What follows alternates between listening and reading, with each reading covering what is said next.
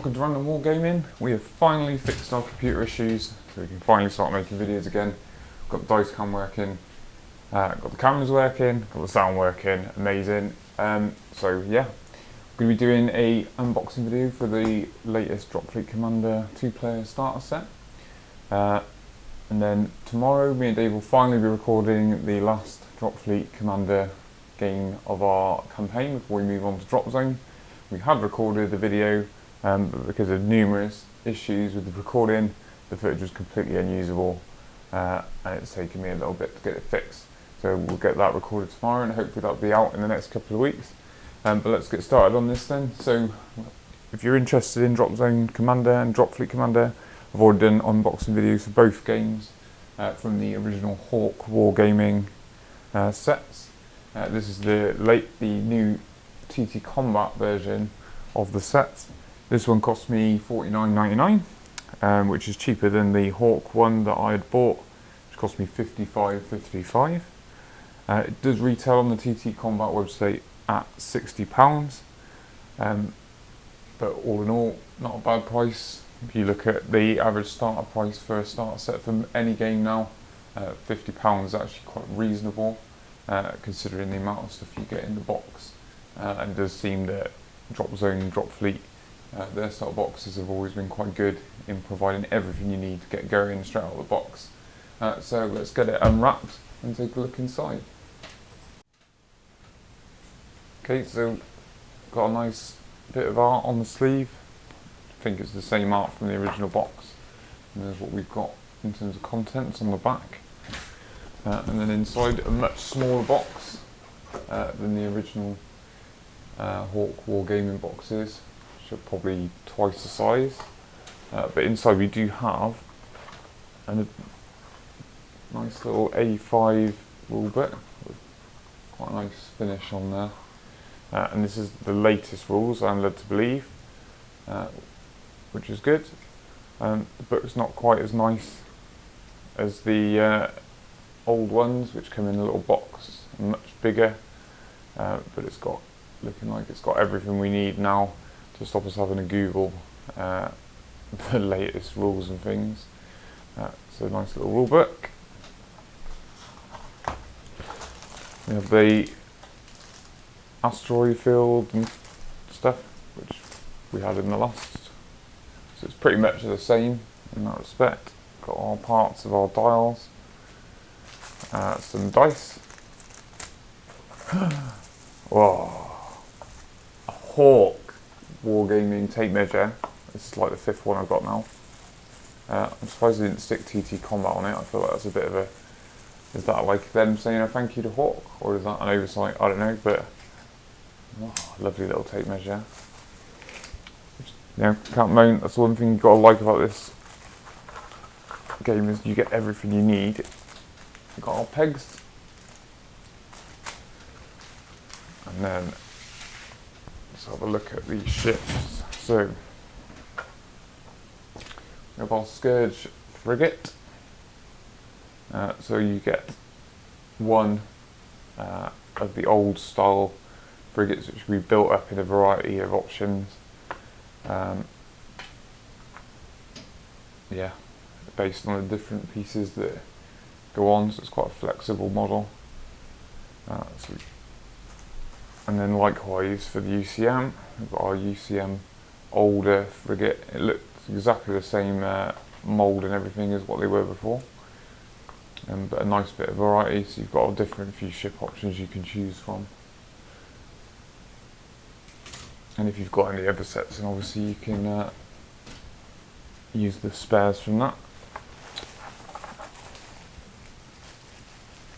Say frigates, cruisers, and then you've got our little smaller ships. Again, you've got 4 varieties for each, and you get 4 of them. We're building mine as Toulons, as David AngelSquadron knows. I'm thinking lots of little gunships now for my UCM force. And we have our Scourge bits. Again, got a choice of 4 different options for the ships. So you've got the troop carriers, the guys that shoot down at the planet, I think, and ones that shoot up. out of atmosphere, and then you've got your sort of fiery style one. Bases and the pegs. But we do, you know, if you've got Drop Zone already, Dropfleet even, then you'll already know about this stuff. Save those for us because that's the exciting bit. We have our game mat, which you'll have seen in our battle report videos. That this will be the third mat I've got, which means we can play bigger games. Whoop, whoop. We have our tokens.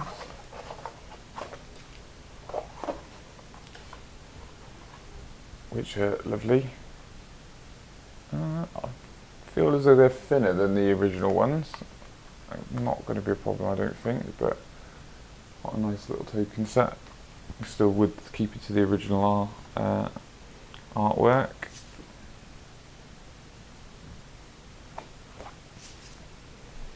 Interestingly, the play sheets look as though they're the same as the old play sheets. It'd be interesting to see whether they fixed them, because some of them had the ships wrong. I'd like to think, as this is a new box, they might have fixed them. But you never know, do you? You never know. There we go, we've got some nice little play sheets for the two different sets of ships, which does cover all the ships in the box, if you want to build them as they recommend you to. But these are the exciting ones. We've now got, in the original box, it would have been 3 sets of these old mould cruisers, which are lovely and customizable. In this new box, we have been replaced with 2 resin cruisers for each faction, which I've got to admit look absolutely lovely. I mean, they're such good looking ships. So they've really stepped up the design. Fits in really nicely with the shadow that we got for the Scourge, these guys. So these are the solar cruisers, which are essentially the Wyvern. So they still represent ships from the original starter box, but they've had a much nicer boost on their design.